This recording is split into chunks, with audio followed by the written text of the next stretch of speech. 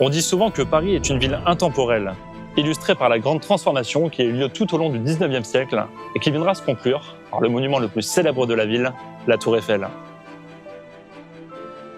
Depuis, pourtant, Paris continue d'attirer des projets toujours plus audacieux.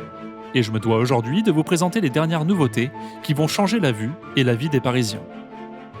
Gratte-ciel ultramoderne, nouveaux jardins, développement du Grand Paris Express, l'agglomération de Paris semble tenir une nouvelle devise. Toujours plus loin, toujours plus vert, toujours plus haut. Bienvenue à tous sur Looking For, la chaîne des passionnés d'urbanisme et d'architecture. Je suis Théo, le fondateur de la chaîne, et aujourd'hui, pour me rendre à Paris, j'utilise une station qui n'existait pas il y a encore quelques mois. En effet, le réseau de transport public s'étend considérablement ces dernières années, avec le projet ambitieux du Grand Paris Express. Ce projet pharaonique, à plus de 35 milliards d'euros, a pour but de développer un réseau de super métro, automatique et ultra rapide, reliant en deux boucles les banlieues de la région parisienne et permettant ainsi de nouvelles alternatives ultra rapides aux franciliens. Il faudra pour cela concevoir 200 km de rails et 68 nouvelles gares. Avec 4 nouvelles lignes XXL, ainsi numérotées de la 15 à la 18, cette alternative au RER et trains régionaux devrait ainsi permettre une réduction drastique de l'usage de la voiture. Si les lignes 15 et 16 étaient initialement vendues comme étant prêtes pour les Jeux Olympiques de 2024, elles ne sont pour l'heure pas encore terminées et devraient ouvrir progressivement jusqu'à 2031. Cependant, de nouvelles gares ont ouvert leurs portes récemment. C'est le cas notamment de celle où je me trouve, la gare de Villejuif Gustave Roussy. Avec les quais de la ligne 15, se trouvant à près de 50 mètres sous terre, cette station devient provisoirement la plus profonde du réseau. Unique en son genre, cette nouvelle gare a été récemment récompensée par le prix Versailles, un concours international qui chaque année sélectionne les meilleures nouvelles gares inaugurées dans le monde. Imaginée par l'architecte français Dominique Perrault, cette station est partiellement ouverte depuis le début de l'année 2025 et dessert déjà la ligne 14, qui est ainsi prolongée dans la banlieue sud de Paris. Mais si ce projet du Grand Paris Express va améliorer le déplacement des franciliens, il va aussi réduire massivement l'utilisation de la voiture et dépolluer ainsi à terme la ville. Car Paris se veut aussi toujours plus verte. Pour contrer chaque été le réchauffement de cette plaque de bitume, qu'est l'agglomération parisienne, Paris aère et végétalise là où c'est possible. Ici, devant le célèbre hôtel de ville de Paris, le parvis a fait place à une petite forêt urbaine en deux parties, ayant pour but d'offrir un peu de fraîcheur aux riverains, visiteurs et touristes du monde entier. C'est ainsi 2500 m² supplémentaires d'une intense verdure qui ont fait leur arrivée en plein cœur de la capitale. Mais le quartier de l'Hôtel de Ville n'est pas le seul exemple récent de zone naturelle aménagée pour ouvrir la dalle de béton de l'agglomération parisienne. Il y a quelques mois, la place de Catalogne, située à côté de la tour Montparnasse, a dit au revoir à son environnement gris et bétonné pour donner naissance à un petit bois circulaire, afin d'amoindrir la température de cette zone et d'offrir un nouvel écrin aux riverains et travailleurs du quartier. 470 arbres ont été plantés sur ce nouveau parc de 4000 m², qui inclut également une aire de brumisation pour les périodes de forte chaleur. Pour prolonger ces espaces verts dans le quartier, les travaux se poursuivent en ce moment même dans la rue qui lie la place de Catalogne à la gare Montparnasse, afin de créer une promenade piétonne forestière au centre de la rue. De nombreux autres espaces verts sont réalisés dans divers quartiers parisiens, mais également en proche banlieue. C'est le cas notamment de l'ambitieuse transformation de l'esplanade de la Défense. En effet, la Défense représente un endroit très minéral, bétonné et bouillonnant en cas de forte chaleur. Ainsi, il a été demandé au paysagiste star Michel Desvignes d'imaginer la végétalisation de l'esplanade Charles de Gaulle, avec la volonté de réaliser une longue coulée verte de 5 hectares. Pour relier les presque 600 mètres séparant les bassins Taquis à l'est à la fontaine à Gamme à l'ouest, c'est un véritable parc urbain qui sera aménagé pour le confort des travailleurs et visiteurs du quartier. Il offrira un espace végétalisé pour la détente et pour les activités sportives, et inclura également des terrains de pétanque. Le tout bordé par les 450 platanes et tilleuls existants qui seront conservés dans le cadre du projet. Cette mise à jour de verdure est prévue pour 2028, avec un coût estimé à 29 millions d'euros. En bordure de cette célèbre esplanade de la Défense, une nouvelle tour vient désormais marquer la silhouette du quartier. Car oui, la capitale de la France voit également toujours plus haut, et différents gratte-ciel d'envergure sont en construction. Voici donc la nouvelle star du quartier des gratte-ciel. J'ai nommé The Link.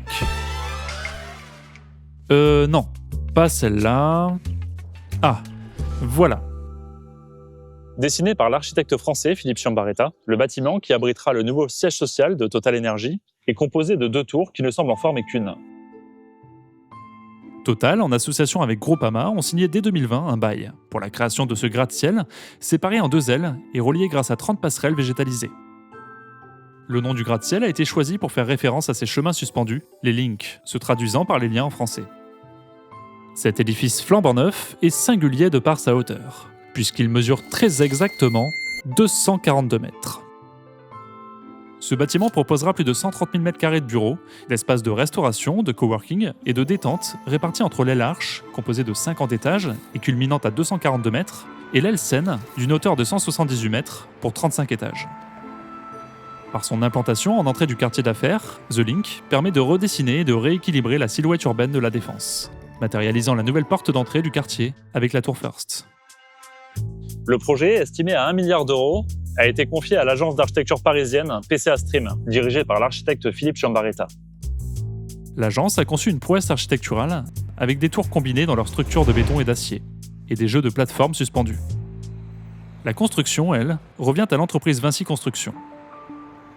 Ces tours XXL pourront accueillir 500 personnes à tous les étages, soit 4 fois plus qu'un étage d'une tour classique. Une véritable fourmilière en plein cœur de la Défense. Concernant les conditions de travail, la façade entièrement vitrée offrira une luminosité naturelle ainsi qu'une vue dégagée sur la ville. Équipée de 4200 m² de panneaux photovoltaïques, elle permettra d'apporter 25% des besoins énergétiques nécessaires à l'éclairage.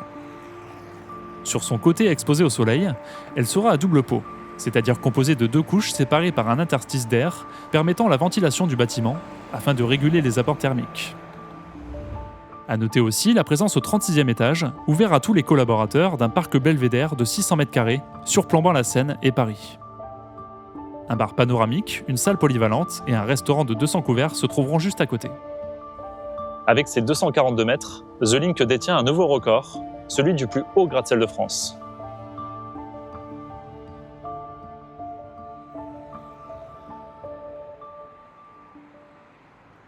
Mais la Défense n'est pas le seul quartier qui abrite des gratte-ciel. Dans l'enceinte même de Paris, la tour Montparnasse, éternel monument mal aimé des Parisiens, a enfin reçu le feu vert pour sa rénovation. En effet, 7 ans après le premier permis de construire, qui devait initialement proposer l'ouverture de la tour avant les Jeux de Paris 2024, les propriétaires de la tour se sont enfin accordés sur sa métamorphose. Un nouveau gratte-ciel de verre viendra modifier la noirceur du bâtiment et la forme monolithique de ce géant des années 70. Ce qui a permis de relancer définitivement la construction de cette nouvelle tour Montparnasse, c'est également la récente signature du projet annexe à la tour. En effet, la tour Montparnasse fut construite dans un projet plus vaste entre 1969 et 1973, intitulé Ensemble immobilier Tourmen Montparnasse. Cet ensemble comprenait ainsi la création d'un grand centre commercial au pied de la tour. Le lieu devait ainsi amener au cœur de Paris cette dimension moderne de la consommation, et concurrencer ainsi les malls américains. Et comme vous pouvez le voir, c'est un énorme succès.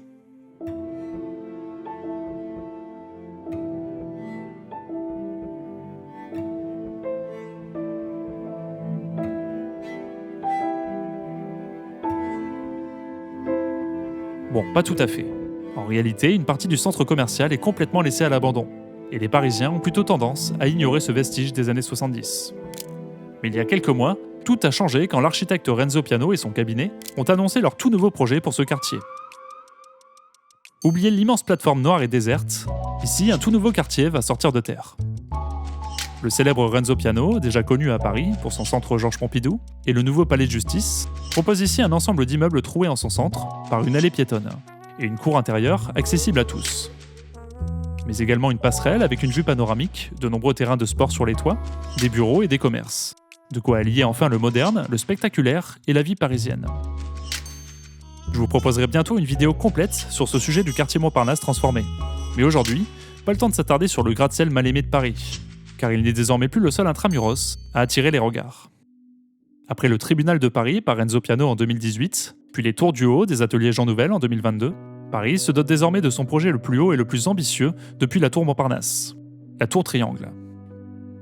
Le projet de la tour Triangle est un véritable serpent de mer à Paris, débattu depuis presque 20 ans. Après de nombreux arrêts de travaux, la tour doit finalement se conclure à l'été 2026.